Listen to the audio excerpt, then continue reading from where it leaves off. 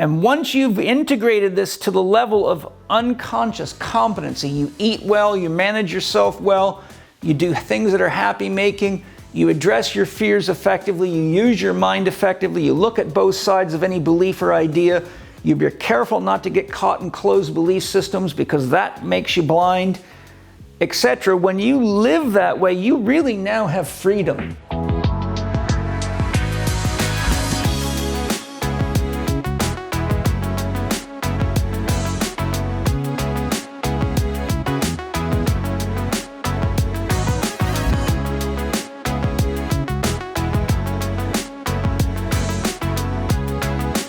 Hello everybody, welcome back to my video blog. Today I felt compelled to share some concepts on overcoming fear because being as empathic as I am through all my years of spiritual training and practice and having many dives into the collective unconscious, I'm able to really feel the buzz of people's insecurities and anxieties and frustrations and pains and confusions as expressions of fear about what's going on in the world on many levels right now, from political corruption to medical corruption to banking manipulation to chaos in the education system to constant censoring to division of the public into those with one opinion about medical approaches and those with holistic opinions. And the list is very long, with people going through COVID and losing jobs and homes. And there's just so much in the environment right now. But I would state first and foremost that oftentimes when we're in these times of transformation, when there's the breakdown of an idea complex or a cultural way of doing things, there's often tremendous chaos. But whenever you're coming to the end of the utility of something, there's a natural period of chaos because you can't maintain an old idea, habit, belief, or way of doing things and incorporate something new that's necessary for the growth and evolution of the individual, the family, a society, a culture, or a world populace. And what we're facing now is world transformation. We're also in a very unique situation in that we now have corporations that are far more powerful than governments and obviously can even control militaries. And so when you get this flow down of fascism and corporatocracy and scientocracy, which is the abuse of science and the manipulation of science to produce the illusion of fact in the public mind. And then you get the kind of situation we're in right now, where a lot of this so-called scientific fact turns out to be not scientific and not fact, but manipulation, greed, and deceit. Then naturally people start to get very, very nervous and concerned. Having lived through a lot in my life, I've been on this planet for 60 years as of August, and I've seen a lot of things. I've watched a lot of transformations.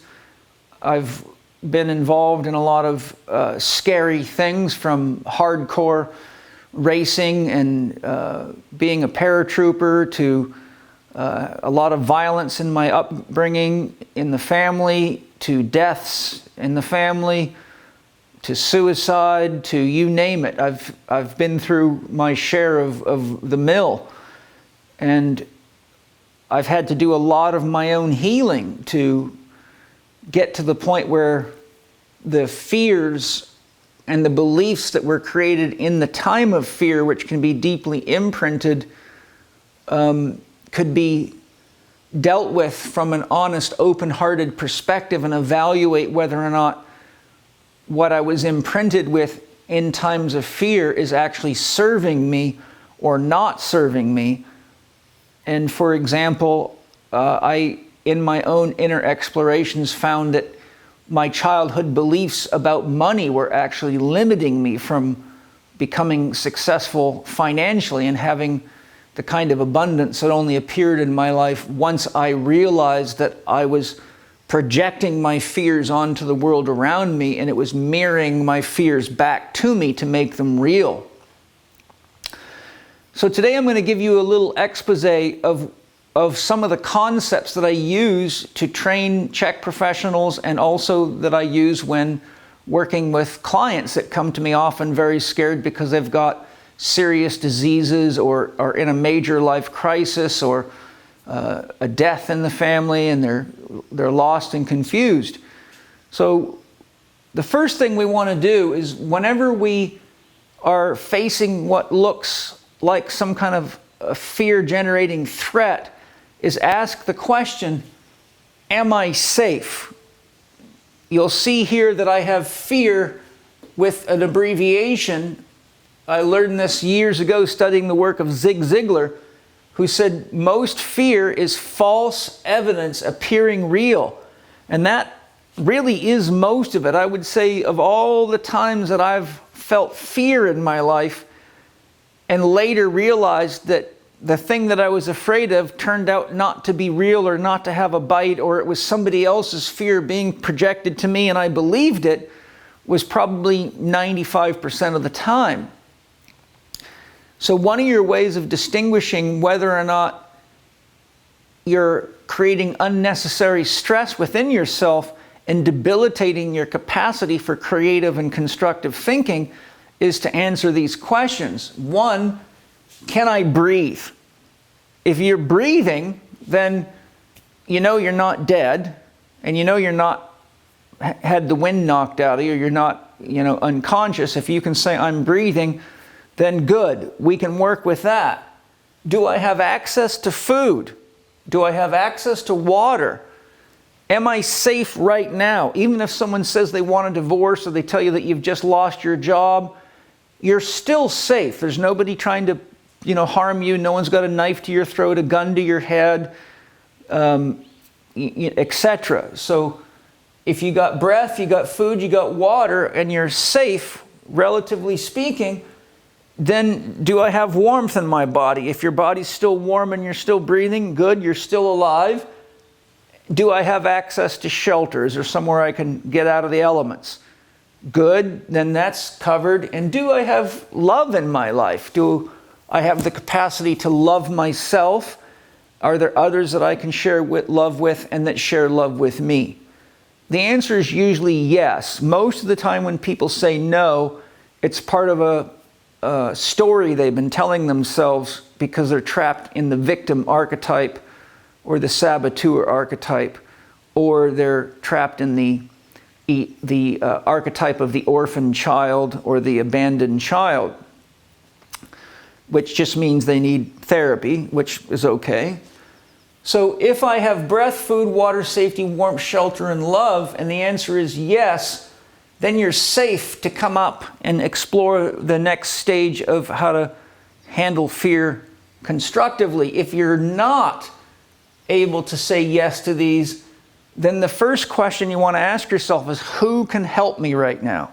If I don't have shelter, who is it that I know? Or who is it that I can go ask for help or trade a service for some shelter or some food or whatever it is that you need? You can also ask, what will help right now? What will help? It might be that you just need to breathe, relax, center yourself, spend a few minutes just letting go of the fear, and then just say, okay, if I was an adult who ran across a child that was in this situation, what would I suggest for that child to do? So what will help? And then the next question is this a pattern? If you find yourself in fearful situations, and you're in situations where you have a problem with breathing, food, water, safety, shelter, warmth, or love, and usually the pattern is not loving oneself is the most common, because most of those things are survival prerequisites, then you have to ask yourself, how often am I in this situation where I'm overwhelmed by fear and I seem to not be able to get past it, or it keeps reoccurring in my life, or I keep attracting it into my life? And if the answer is that the pattern is there and you have to be honest with yourself about it, then we'll talk about some of the things that you can do to address that pattern over here, although this is what professional life coaching and psychology are for in general. So now if you want to overcome fear and you've got a yes to your survival prerequisites, then we always want to say, what is the one love that guides me? What is it that I'm really alive for? What do I love enough to change for and to have the energy to deal with whatever it is that's scaring me? Jerry Wesh says, a psychologist, Jerry Wesh says, if you have a big enough dream, you don't need a crisis. And I've seen thousands of times in my career that people that do not have a dream, goal, or objective bigger than themselves are in the habit of falling back into fear. And anytime fear is recognized as a pattern, one of the first things you want to ask yourself is the behavior that I'm displaying now and the way I'm relating to fear something that is common to my mother, my father, or both? Because the instant that you recognize that this pattern, for example, if your mother suffers anxiety and you are now suffering from anxiety, or your father gets afraid and reacts violently or yells or swears or drinks alcohol or buries himself in television, look carefully to see if either of those or both of those tendencies are coming up. Because if you keep recapitulating the pattern, you're not going to be able to live a life that's more fulfilling than the ones your parents have lived, because they're your programmers, which is why they say, why is it that your parents can push your buttons so easily? Because they installed them. So real healing often begins with sifting through our parental programming and identifying what serves and what doesn't serve. And the fastest way to identify what doesn't serve is simply ask, how does my mother and father deal with the kind of issue that I'm going through right now, or similar types of issues? And if it's not productive, holistic, and they don't demonstrate the ability to take challenges and turn them into growth opportunities, then it's time for you to, as Jung would say, individuate, grow up, and take the best of your parents and then know what you need to work on, or you will probably forever be stuck in this self-defeating loop of fear and self-denial or low self-esteem or any number of unwanted things. So whenever I'm afraid, I need to know what I love enough to guide me, because once I know what I love enough, then I know how to take the fearful thought and juxtapose it against the dream. So if the fear is I'm not going to have enough money to pay my bills this month, what's my dream? Well, in this case, you say my dream is to have financial abundance. So then what we want to do is take the negative thought, I'm not going to have enough money to pay my bills, and ask ourselves, is it really true? Well, you might say, well, it looks like it right now. Byron Katie would say it is absolutely true. Well, nothing's absolutely true, so you know there's wiggle room there. You could also ask, how do I feel when I think that thought? And most people, when they think fearful thoughts, don't feel good. Their breathing gets tight, their body locks up, their digestion gets screwed up, and a long list of negative symptoms. So what we do is we say, okay, I don't have enough money to pay the bills right now, but my dream is that I have financial abundance and prosperity. And then we say, okay, how can we choose a dream affirmative thought to replace the fearful thought, I don't have enough money to pay my bills? It could be, I don't have enough money to pay my bills becomes dream affirmative by, I can get creative right now and I can figure out ways to make more money. Or I can be creative and find people that have been in this situation that know the ropes and can show me how to improve my ability to manage the money I have and create more. Or I've been in this situation before and all I had to do was really focus and be more disciplined with my work some extra hours or do some extra jobs on the side, and I was fine, and I can do that now.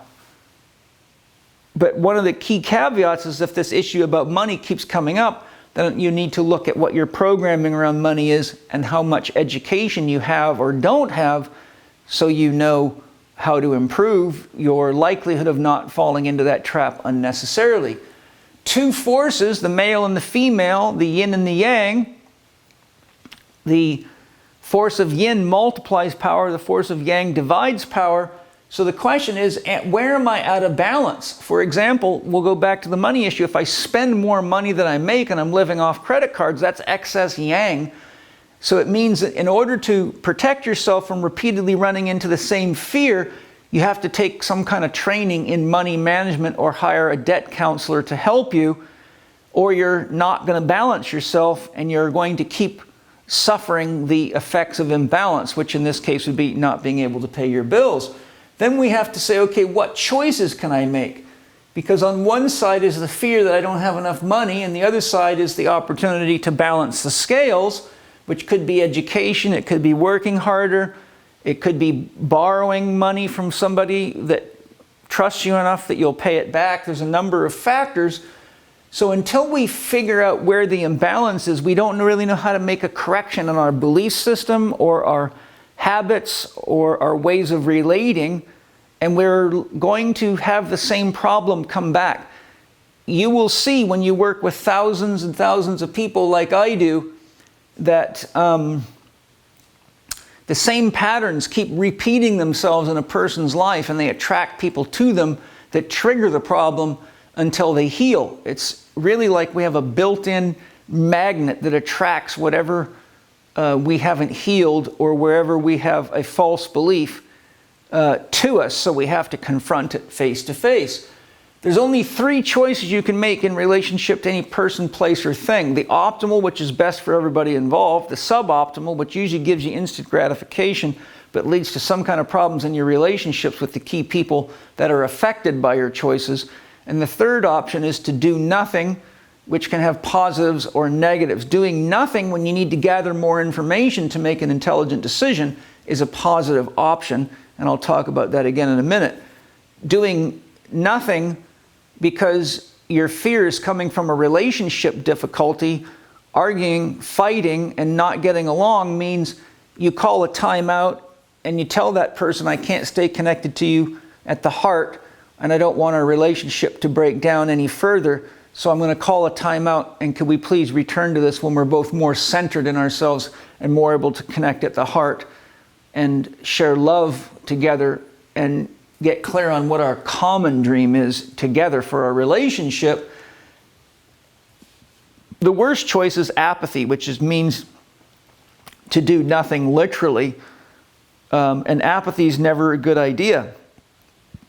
A good example is, if you want to see how powerful being apathetic is, when your rent bill comes in or your car bill comes in, just do nothing and see how long it takes before somebody takes your car away or your home away, and you'll see there's a lot of power. So choosing not to choose is making a choice, and that can lead to a lot of trouble that leads to a lot of fear. Then we have to have 4 doctors. Dr. Happiness is the chief of not only what is happy making for you, but what are the values that you live by with regard to devoting time to happy making, devoting time to exercise, devoting time to movement, to eating well, and to resting well. So Dr. Happiness is the chief of your values, and if you don't know if you have no values, then your yes has no value, because you never say no. If someone hands you something toxic and you say yes, someone tells you that you need to do what everybody else is doing, like right now in society, and you say yes because you don't have any values to use as a means of differentiation. So the question is, do I have values about happiness, movement, diet, quiet, and is the imbalance that I have related to a lack of awareness or participation and commitment to those values? And if it's a lack of commitment and participation, either the value needs to be reevaluated, or you need to grow up and stop being a child and giving yourself instant gratification when you need to really have more discipline, or dealing with fear will just become the way you live, and eventually people will get exhausted of having you around because it'll be the same old broken record all the time. Now, Jung teaches a concept called holding the tension of the opposites. And that means if you are in a tough situation and you don't know how to balance that out, you don't know how you're going to deal with living without your spouse that just said they want a divorce, or how you're going to feed your kids without a job and you just got laid off, sometimes the best thing to do is not try to answer that, but just be present with it. Do all the things that I'm saying here and take the time to let the fear go out of you so that you can come to a rational relationship with yourself. Now, there might be a time window. For example, if you lost your job and you don't have enough money to pay 2 months' rent, you know you got to make something happen within a month. I would say spend the first 10 days or 2 weeks just being present with, talking to people that can help, getting clear what will help, and getting clear what you really do want to do now that you have the freedom of maybe choosing a different career path, because that could be just the insult that opens you enough to say, well, now's the time to go do what I really would love to do, and it could be the beginning of the rest of your life living with a state of joy and happiness. For example, many people are afraid when they realize they need a divorce, but 2 years later when they're married to someone they're truly in love with, they look back on it and say, thank God I was brave enough to go through with the divorce, or I wouldn't be in this beautiful relationship and feeling so connected and so whole in my life. So holding the tension of the opposites simply means allow yourself to feel the fear, but don't get caught up in it. Allow yourself to look at the situation, but don't get swept away by it, or you cannot be objective. In alchemy, there's a practice called sublimation. Sometimes if you just write down or draw a picture of what it is that's causing fear in you and get above it, even if you stand on a table or go sit on the roof of your house or climb up a tree or go sit on a cliff or climb up a building where you can get on the roof, just being high changes your perspective and your viewpoint. And the psychological effect of that is you actually see things more from an eagle's viewpoint than you do from a myopic viewpoint.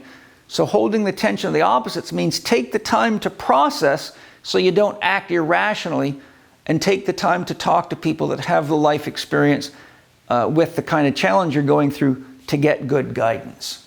Okay? So we also have to remember that when we're in a state of fear, it can be a personal fear, a we fear, which is a relationship fear, or it can be an all fear, a cultural fear. What's inspired me to make this video is right now we're dealing with a lot of cultural fears worldwide, of all the things I mentioned in the beginning and many more.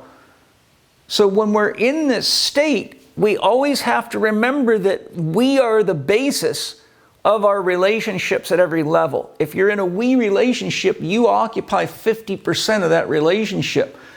If you're in a cultural relationship, say the Western culture or the Asian culture or whatever it might be, you're still part of the relationship, because a culture is really a bunch of people doing the same things. And the question is, are those people doing the same things constantly causing these problems because they're acting out bad habits and behaving this way and not thinking about these things, which is really going on at a worldwide level? You know, if you looked at how close to bankruptcy people are even when times are good, you see people can't manage money, they can't manage food, they can't manage relationships, they can't manage sex, they can't manage drugs, they can't manage power tools, they can't manage cars, and that means the pain teacher comes to quicken consciousness and awaken you. So the point I'm making is, if there's a problem in your relationship, then make sure you take ownership of your 50% and heal whatever's triggering the fear within you, so that it's not always somebody else's fault. And if it's a cultural problem, then you go through the same process, but you say, how can I, as a member of culture, make the kinds of changes that bring me into a state of equanimity and harmony and centeredness, knowing that if you can do it, then it's a good example for others to follow, and then you're actually a healing force in a culture. And remember, one individual can be the spark that ignites the flame of transformation. We have people like John F. Kennedy, Martin Luther King, Mahatma Gandhi, Abraham Lincoln. Our history books are full of people that as one individual lit the spark that changed and transformed the world, literally. So we know it's possible. Now, I'm going to finish by talking about something very, very important when it comes to dealing with fear, because fear can crop up in any part of your life, physical, emotional, or mental, or spiritual. So physical, emotional, mental, or spiritual. Spiritual has a couple of meanings: connecting to a greater whole, dealing with causes, or looking at life through the perspective of relationships instead of looking at life as an endless series of objects. I want to own more of this, another car, another that. This person does this for me, but if they're no good at it, they're just an object, I can get rid of them. Spiritual people look at life through the quality and the importance of relationships, whereas a lot of religious people polarize themselves against other religions and even want to eradicate a lot of these people. All you got to do is study the history of the Christian Crusades and the Muslim Crusades to get a very clear view of that, but there's been lots of death from infighting in Buddhism and Sikhism and most religions of the world. The point being is that when you're trapped in a belief system, then someone can easily become an object if they're outside your belief system. And whenever you objectify a human being, you can become a threat to them, and they see you as a threat, and the next thing you know, you're creating fear for each other. So what we want to do is look at the 3 psychological prerequisites. And I'm showing you the system that I've developed called CHEK Life Process Alchemy. This is a tiny little piece, but an important piece of it.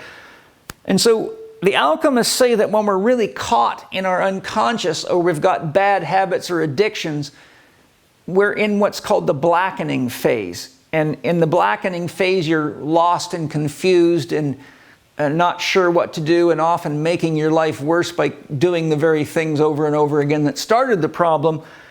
And so the alchemists say we've got to cook in our problem in order to really get to the point where we stop making stories about it and look at it objectively. So in the blackening state is when we have a lot of fear, and what creates a lot of fear is ignorance, not knowing, not doing the research or getting the education that's necessary to overcome whatever situation is causing you to be fearful. You can be addicted. And an addiction in my lexicon is any repeated behavior that does not produce the results you wanted, and there's a lot of that going on out there. It can be unconscious programming, like I talked about, from parental programming, social programming, family programming, and it can be bad habits. Now, there's many things it can be, but these are some of the most common things that lead to blackening and fear. If you're ignorant, addicted, caught in your unconscious programming, and acting out the very kinds of beliefs and behaviors that get people in trouble, including your parents all the time, then you need healing. And if you got bad habits, well, that's going to produce all sorts of things to be fearful, such as bad health, financial troubles, relationship troubles, and only you can be responsible for addressing those. The next phase is the learning phase in my system. It's the yellow phase. It represents light. We shine light into the dark. We hold the tension of the opposites. We make sure we cover the bases to get ourselves safe. We get clear on what our dream goal or objective is, where we're out of balance. We make healthy choices based on 4 Dr. core values, and that is an awakening. Then we start to see things more clearly. Then we realize what we've got to let go of and what we've got to integrate. So as we're doing this assessment of our authentic situation that we're stuck in, we always want to come over and look at these 3 psychological prerequisites. One is individuation, which means, am I taking responsibility for my choices and my actions, how I spend money, how I live, my part in creating the problem that is creating fear for me at any level. Somehow we're all creating together. First we create for ourselves, but we bring that to relationships and we bring that to the world. So even if we've got worldwide problems right now, we all have to take responsibility for, am I contributing to the problem by not being an adult and not looking at it rationally and looking at the research on both sides of any problem? Because if you're not doing that, you're caught in a belief system, you're acting out of your unconscious, you're hypnotized, and you don't even realize what you're doing off until you're in severe enough pain that it knocks you out of your belief system. And believe me, a lot of that's coming down the pipe right now on many levels. So your first prerequisite is, am I an adult? And if I'm not, then I need to learn to be an adult, and my problems are giving me the exact initiation into adulthood that I need to become a contributor to the world and society. And how am I doing in my relationships? Because a lot of fear has something to do with relationships. And if you can't control your urges, your spending, your use of drugs and things like that, then your first relationship is the one you have with yourself. You have a relationship to your body, to your thoughts, to your emotions, and to your beliefs, because those are yours. So we have to look at, am I acting as an adult? And am I contributing effectively to my relationships? And competency. Where do I need help? Who can help? What will help? Do I need to upskill myself? Is it time to change professions? Is it time to come to the point that I realize that this relationship has spent itself and we just need things that we can't give ourselves? So we always have to look at, do we have the ability, the competency to communicate with ourselves and others effectively, to listen to ourselves and others effectively, to listen to good guidance effectively, to follow good guidance effectively. Competency comes from learning and practicing. So if we look at the issues of ignorance, addiction, unconscious programming, and bad habits, those are things that block individuation, screw relationships up, and all display a lack of competency. And when you live that way, you're going to be facing fear over and over and over again. And if you're not careful, you will actually get to the point where you don't know how to live without fear. You don't know what to do when things calm down, and all of a sudden you have a moment of not feeling anxious because you've become so conditioned to being afraid and to being anxious or to being depressed or to being manic or bipolar or schizophrenic or any number of compensation reactions that you can't handle it. And so unconsciously you throw a monkey wrench into your relationships or into your finances or into your own plan, and you just go through Groundhog Day until the pain teacher comes and just rips you open so that the love pours out of you and you start taking responsibility for what it means to be a conscious human being. So we deal with this in the blackening phase. We gain awareness, and we gain awareness based on where we're out of balance and what we love, so that we can move out of back into balance and into love. And then we say, okay, now that I'm in a state of awareness, what do I need to integrate? I need to be more conscious of how I manage my finances. I need to be more conscious about believing every piece of shit that I see in the media as though it's an actual fact. Start there. There's a lot of trickery going on right now, a lot of smoke and mirrors, and it's getting a lot of people in a lot of trouble. And a lot of people are so damn sure they're right, but they haven't done a stitch of research to see what the opposing view is by people with every bit as good a qualifications or more.